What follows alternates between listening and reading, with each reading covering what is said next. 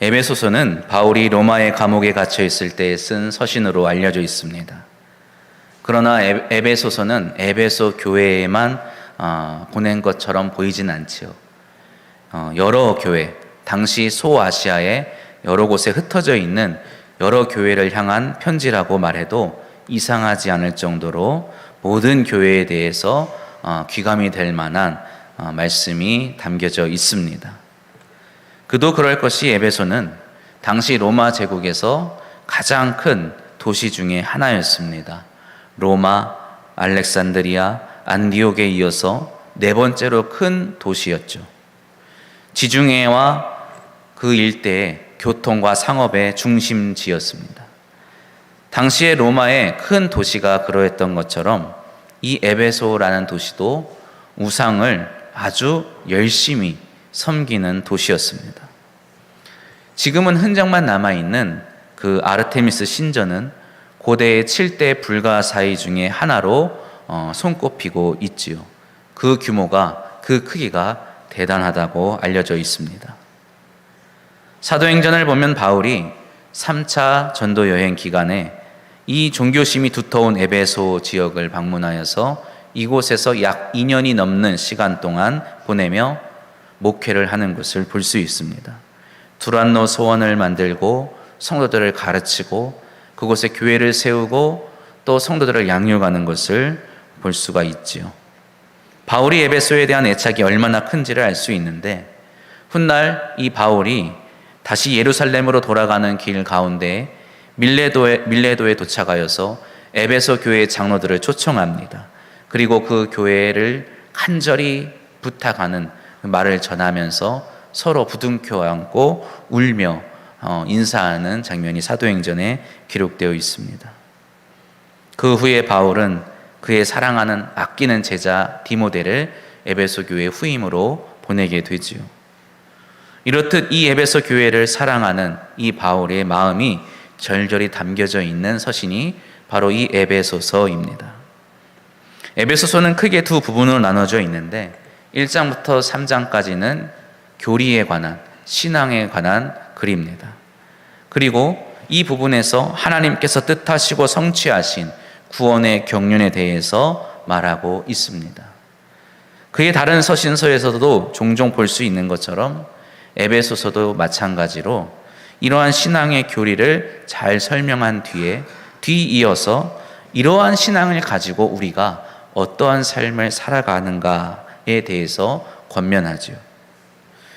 에베소 교회 역시 바울이 떠난 뒤에 신앙의 삶의 부분에서 성숙하지 못한 모습이 나타났다고 알려져 있습니다.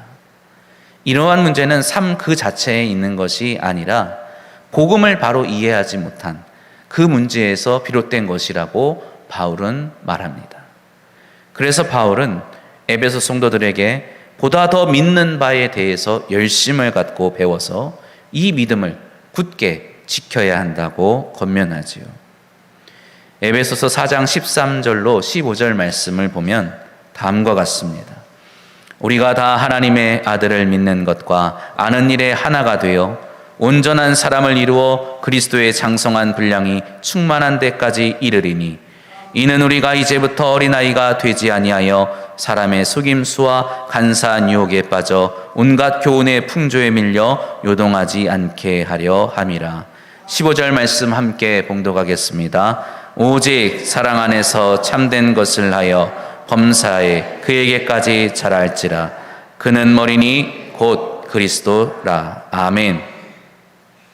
에베소 성도들이 더욱 열심을 갖고 배워서 어린아이 수준이 아닌 이 어른의 수준으로까지 잘 이해하고 잘 믿어야 하는 이 복음의 내용은 무엇일까요? 오늘 우리가 읽은 본문의 말씀이 바로 이 에베소서를 통하여 바울이 그들에게 다시 한번 제대로 가르치려고 제대로 이해시키려고 하는 복음의 정수라 할 수 있습니다.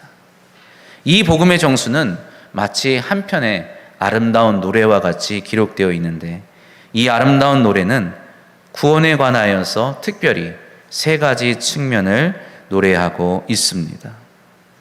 첫째로 구원은 하나님의 전적인 선택으로 이루어지는 것입니다.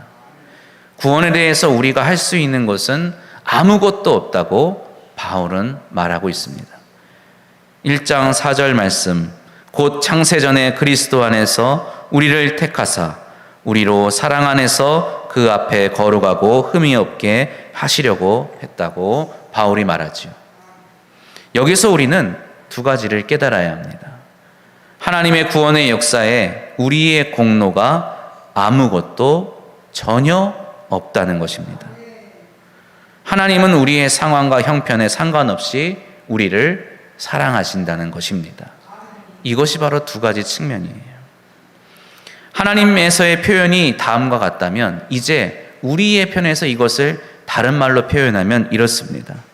우리가 아무것도 할 수 없을 때에도 우리는 구원받을 수 있고, 우리가 어떠한 모습이라 하더라도 우리는 하나님의 사랑을 받는 자들임을 믿으시기 바랍니다.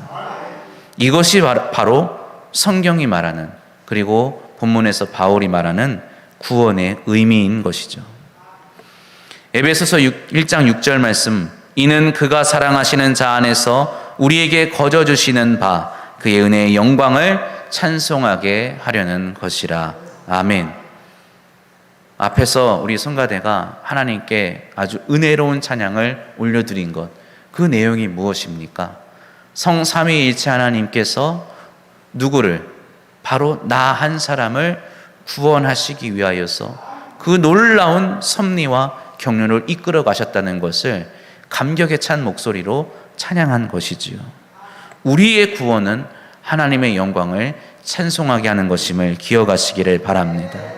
하나님이 우리를 자녀 삼으시는 것이 그 사랑 안에 우리 안에 거저주시는 풍성한 은혜를 드러내는 것이라 바울은 말합니다. 하나님의 사랑은 조건이 있는 사랑이 아닙니다. 우리에게 사랑을 주시기 위해서 얼마면 되겠냐라고 물으시는 분이 아니시지요. 하나님의 사랑은 조건이 없는 사랑이고 당신의 형상을 닮아 창조하신 우리 인류를 향한 존재적인 사랑입니다. 그 어떠한 대가가 따르더라도 그분은 기꺼이 우리에게 사랑을 베푸시는 분이심을 믿으시기 바랍니다.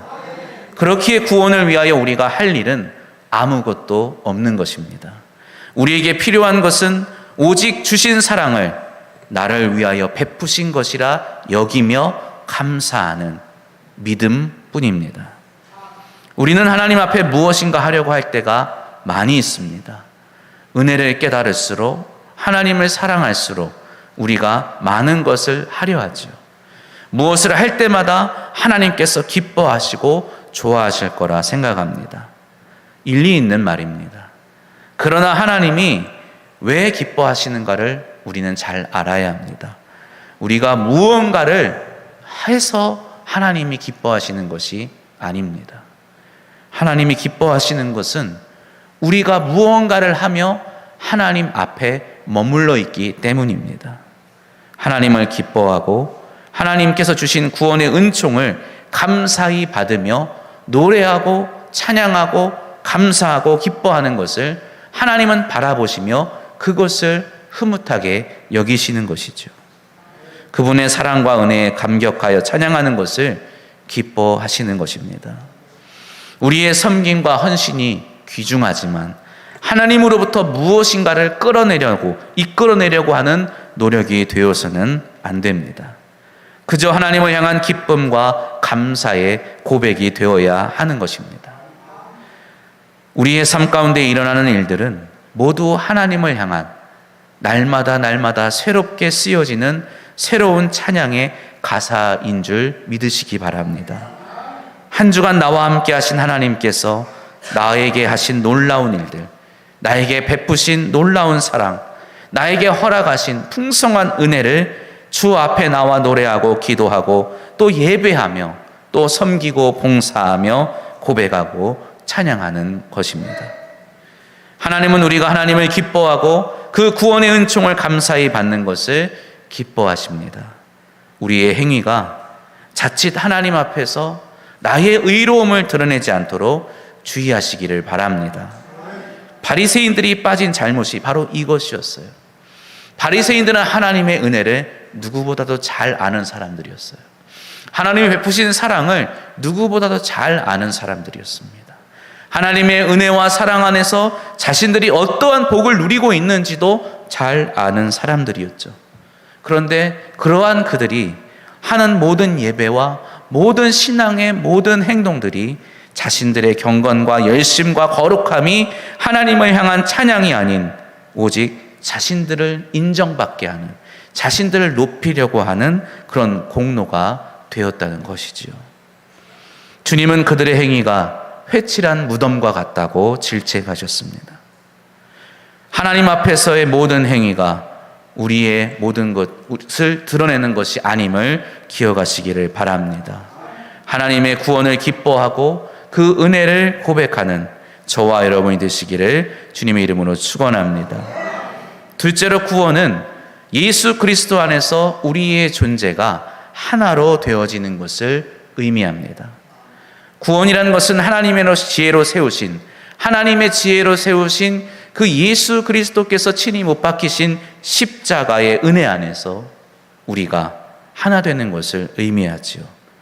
본문 10절 말씀 우리 다시 한번 봉독해 보겠습니다.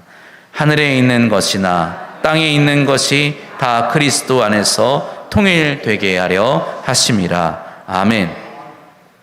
이 말씀은 우리의 구원의 차원을 뛰어넘어 온 피조 세계가 예수 그리스도 안에서 하나가 된다는 놀라운 말씀을 담고 있습니다.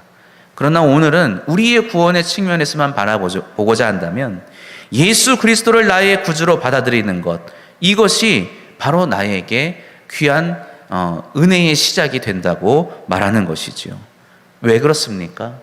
내가 예수를 구주로 고백할 때에 하나님께서 당신의 영을 우리에게, 그리스도께서 당신의 영을 우리에게 부어주시기 때문입니다. 우리는 그렇게 성령을 받게 되고 우리 안에 성령께서 거하시게 되는 것이지요. 성령께서 하시는 일들 중에 가장 큰 일은 우리를 주 안에서 하나 되게 하시는 것입니다. 에베소서 4장에서 바울이 교회에 대해 설명할 때도 교회가 어디 안에서? 그리스도 안에서 누구로 말미암아? 성령으로 말미암아 하나가 된다고 말하고 있습니다. 4장 4절로 6절 말씀에 보면 몸이 하나요 성령도 한 분이시니 이와 같이 너희가 부르심의 한 소망 안에서 부르심을 받았느니라. 주도 한 분이시요 믿음도 하나요 세례도 하나요 하나님도 한 분이시니 곧 만유의 아버지시라.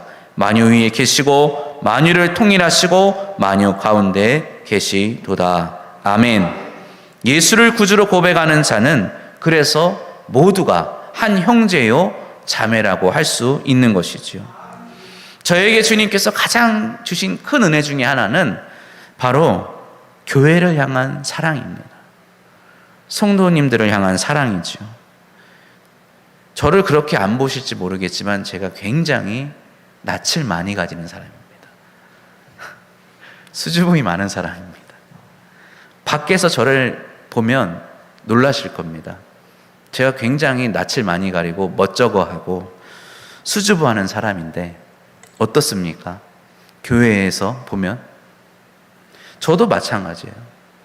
저도 바깥에서 뭔 일을 하면 굉장히 좀 어색하고 수줍고 막 그런 편인데 교회에만 오면 성도들을 만나면 처음 만나는 분도 어찌나 반갑고 어찌나 사랑스러운지 몰라요. 항상 함께 있던 분 같습니다. 심지어 처음 방문하는 교회에 가서도 만나는 성도들을 보면 어머니 같고 아버지 같고 할아버지 같고 할머니 같고 형제 같고 저는 형제가 없습니다. 근데 형제 같아요. 이 모든 일이 성령께서 저에게 주시는 은혜입니다. 제가 총각 때 시끄럽고 부산스러운 걸 너무 싫어해서 아이들을 정말로 싫어했습니다. 너무 귀찮아요.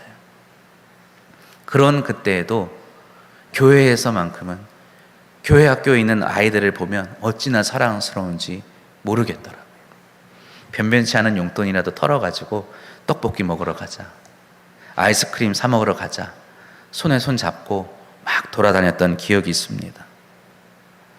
지금도 보면, 제 자신이 보면 그런 면이 아직도 사라지지 않았는데, 교회 안에서만큼은 성령께서 저에게 사랑을 부어주시고 은혜를 부어주셔서 한 가족처럼 여기고 그렇게 사랑할 수 있게 하시는 것이죠. 초대교회를 보면 그 당시에도 교회 안에 이러한 갈등의 원인들이 있었죠. 유대인인 그리스도인들, 또 헬라인인 그리스도인들, 율법을 잘 지키던 그리스도인들, 율법을 전혀 모르며 살던 그리스도인들, 부유한 그리스도인들, 가난에 찌들어 살던 그리스도인들, 자유인이었던 그리스도인들, 종이었던 그리스도인들이 있었습니다. 서로 나뉘어서 시기하고 질투하는 일도 적지 않게 있었죠. 그러나 바울은 같은 성령을 받은 사람은 그리스도 안에서 하나이고 하나님의 영이 우리를 하나로 만드셨노라고 말합니다. 우리 성도들은 전 세계 누구이든 그리스도를 구주로 고백하는 자이면 예수 안에 하나임을 믿으시기를 바랍니다. 성도를 품고 서로 이해할 수 있는, 서로 사랑할 수 있는 그러한 자가 바로 나라는 것을 기억하시기를 바랍니다. 세 번째로 구원은 하나님께서 보증하시는 것이지요. 앞서 말씀드린 것처럼 예수 그리스도의 복음을 듣고 믿는 자에게는 성령이 임하십니다. 이 성령께서 하시는 일들 가운데 바울이 또 설명하는 것을 들어보면 바울은 이 성령을 약속의 성령이라고 말합니다. 오늘 본문 말씀 14절에 보면 이는 우리 기업의 보증이 되사 그 얻으신 것을 속량하시고 그의 영광을 찬송하게 하려 하심이라. 이러한 것을 위해서 하나님께서 우리에게 은혜를 베푸셨는데 이것을 하시는 분이 누구시라고요? 바로 13절 말미에 약속의 성령으로 인치심을 통하여 하신다는 것이죠. 성령께서 보증이 되셨다는 것은 우리에게 믿음과 신뢰를 주신다는 것을 의미합니다. 하나님께서 우리에게 성령을 주셔서 그 성령을 통하여 의로운 자에게 주실 구원을 미리 주신다는 것을 우리는 알아야 합니다. 이것은 마치 새 자동차를 사려고 할 때 차가 비싸지 않습니까? 근데 그 비싼 차 값을 한꺼번에 다 낼 수가 없죠. 극히 적은 일부의 금액만 우리가 먼저 내고 나머지 그 금액은 다달이 이렇게 천천히 갚아가는 겁니다. 그것을 우리는 보증 관계라고 말하죠. 성령께서 우리와 함께 하시는 것이 바로 이와 비슷한 이치입니다. 우리는 아직 의로운 사람이 아닙니다. 우리는 이 땅에 있는 동안 절대로 온전하게 의로운 사람이 될 수 없습니다. 다만 우리는 의가 무엇인지, 의롭게 살아가는 것이 무엇인지를 예수 그리스도를 통해서 알게 된 사람들이죠. 그리고 예수 그리스도를 따라서 그 의로운 길로 향하고 그 의로운 길로 향하기 위해 순종하며 살아가기로 결심한 사람들입니다. 그러나 아직 우리는 그 의로운 길을 열심히 간다 하여도 완전히 의로운 사람이 되지는 못한 거예요. 그러나 내 안에 계신 성령께서 나를 온전하게 의로운 자로 만들어 가실 줄 믿습니다. 주님 배 없는 날까지 나를 의의 길로 걸어가게 하시기 때문입니다. 내가 걷는 것이 아니죠. 성령께서 나를 인도하시는 것입니다. 나를 그 의의 길로 걷게 하시고 그 의의 길의 여정은 절대로 변함이 없고 실패가 없음을 기억하시기를 바랍니다. 우리가 예수를 구주로 고백하는 이 믿음 안에만 거한다면, 성령 하나님께서 우리 안에 계시고 성령이 우리 안에 계신다면 우리는 결국 주님 앞에 서게 될 때에 온전히 의로운 자로 서게 될 줄로 믿습니다.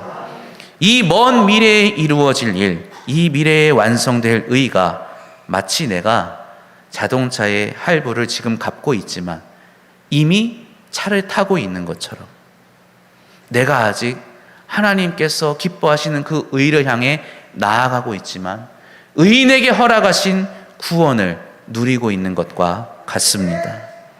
사랑하는 성도 여러분, 주님은 우리에게 물어보십니다. 나는 구원 받았습니까? 구원 받으셨습니까? 나는 구원받기에 의로운 자입니까? 믿음대로 될 것입니다. 어떤 분은 나는 그 대답은 못하겠습니다 라고 하시는 분도 맞습니다. 나는 의롭습니다 라고 대답하시는 분도 맞습니다. 그러나 그 모든 것이 내가 아님을 기억하시기를 바랍니다.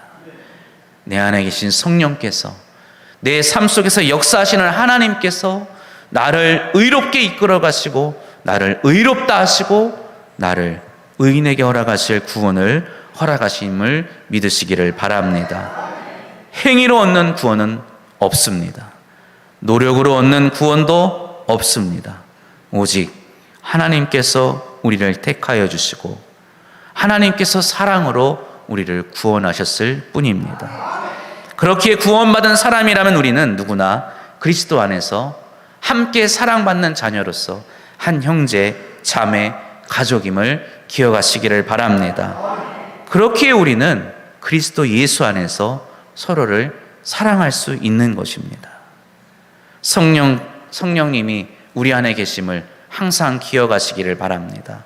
그 성령께서 오늘도 내 안에 역사하셔서 나로 하여금 의의 길을 향하여 한 발자국 한 발자국 걸어가게 하심을 기억하시기를 바랍니다.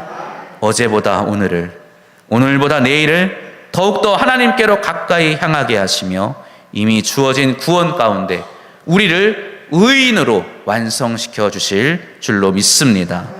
우리의 믿음을 다시 한번 돌아보시기를 바랍니다.